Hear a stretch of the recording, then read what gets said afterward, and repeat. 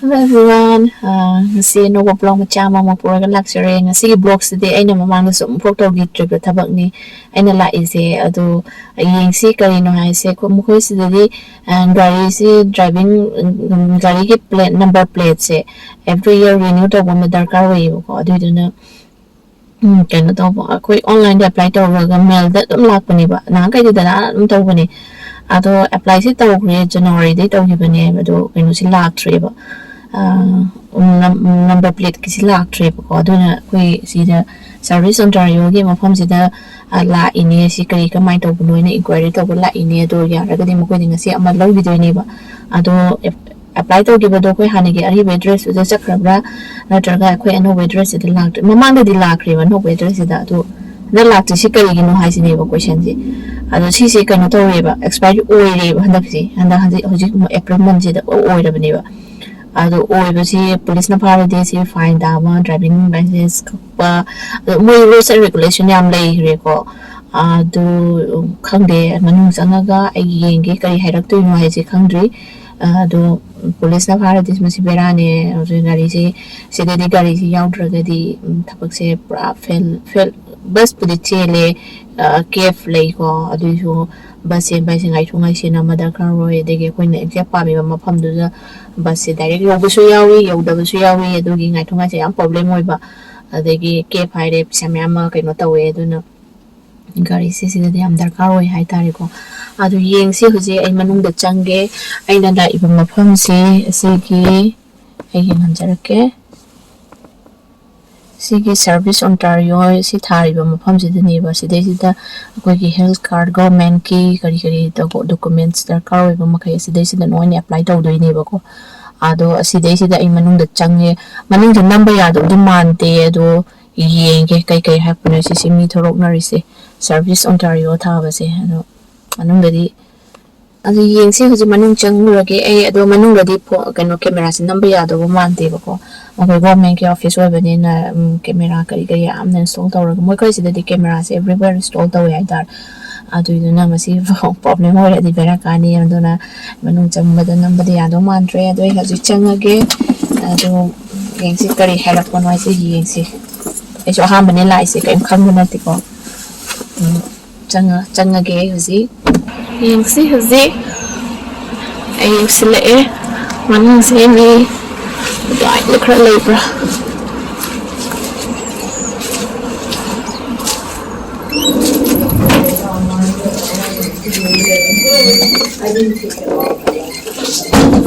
Is this line? Numbers, the token number is a number ini. Was it number 40 the lake? Say 59. Well, anyway, I was coming this way all the same. So mine that I did in January was for 25, right? Probably it was done for 2 years. I just did it. Yeah, I don't think it was for 1 year. And I'll have to look because I'm 59, token number 59. Say 40. 40 the name is it? You have to know that. Again 59. No. I'll just take another customer. We'll just come back and yes, and I'll just take over. Okay, another customer. so it's right Yeah, there. okay? Okay, thanks. 57 Yuxin Gray.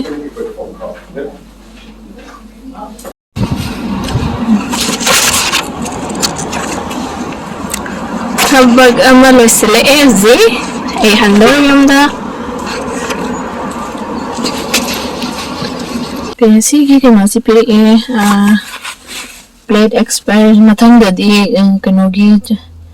2025 ki April 1st April de expire wari na sige kaya si pili sige chase yun na do finally kaya haji faba corporate friend kaya ito bada kaya imta kaya tawaro haji sige si gari da dum hapo hari finally thabak si loisile hoji ado kaimta problem di oro si giche si pibire ado asi pira apne na si gari da dum hapo haire do asigi speaker 2025 ki April 1st April da expire oi duini mathang na mo sida la ga mo change to bum darkar oi ado mo is license plate sticker ai sina gari maningi license plate numbers da nok ko duini ko ado si kai dumba keno dore hojikan de si ki che se tang ha po hai mo koina na hang khai di number oi April year se 2022 or 23 or magi month se pi bane ko adu nap bane ba do ado hojiti sigi sticker se nap si dakar oi dre sigi change ro hong le duna sigi paper se dum gari da hapo or reception hari ado duna se dum hapa ga di hoji police na pha ko pa kem tawre kai go police na phara magadi mokai se da fine se around $60 to $1,000 hai ko Indian rupees ta hara ga di lupa lishing ahum deina lishing humpu manga hai se ko something 61 62 admaina 65,000 paugi fine je chabagi kaino di lai phone duna masi gari thau ko pada kaino thau re mo ko si the rules and regulations se follow tau da su ya de kaino tau police na tau so mo si de sinda sunja kai kai sama ta lai da bne na ko mo ko rules se follow si fajana to bi ba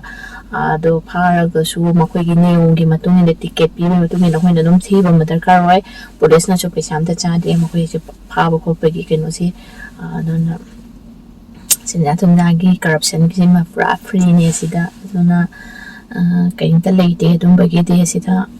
sini sigi chatna bi si akoi ji mafam sida le ramina mafam sigi chatna bi si dum follow to ba ta re aduna ni smaina mo to gi kaino si am strict way rules sing se apa we am yawe koina tamjani ngai we ba yam yawe ko apa badadi tambasi kai da brain khale phata ba tambi traga loire apa badadi khara tamagadi yam phagani khale aduna I hoji loire ei yom da halage ji tension free we ha tare tension free diga mo khai sida car sit belt ni phada ban so so ya de sit belt phada gai ka thawra de loire da asisu fine police ka thengna de fine cha du ni khoi si khanga bra smo ko de pura rules se beran he si ni na ngangi car se yong da ba de ahani ki sit belt phada ba ya de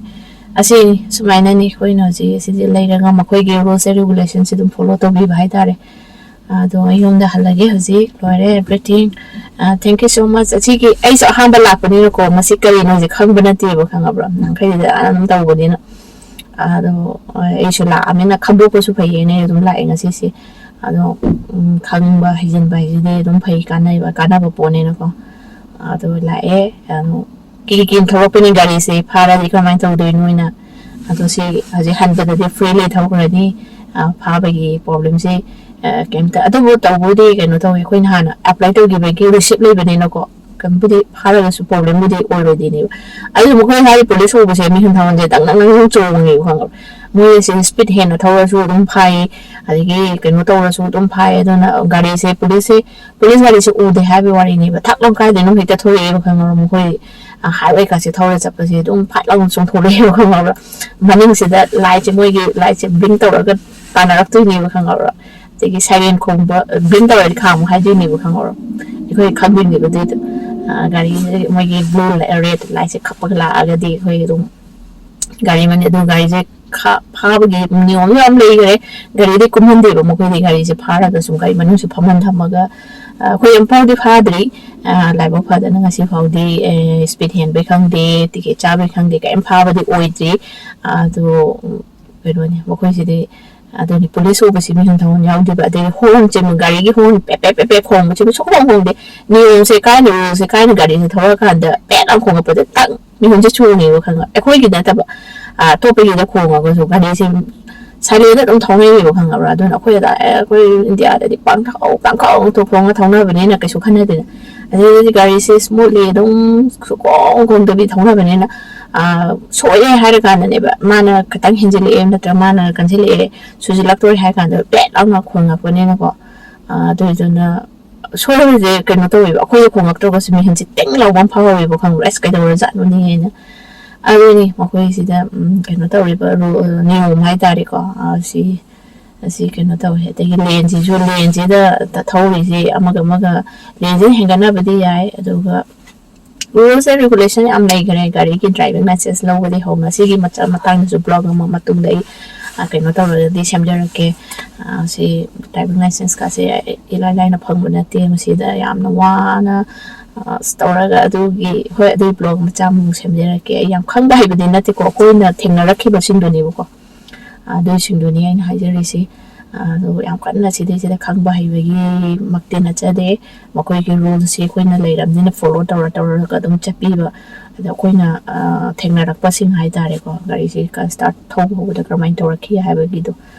license kramai phangi haibani chimbado aduni ado ngasi ki matang sai lo sinjarage ayum da halage hoji thank you so much everyone amatang da so dum ko video sing si hing bi haina haijage thank you ngasi ki matang sai lo sinjarage bye bye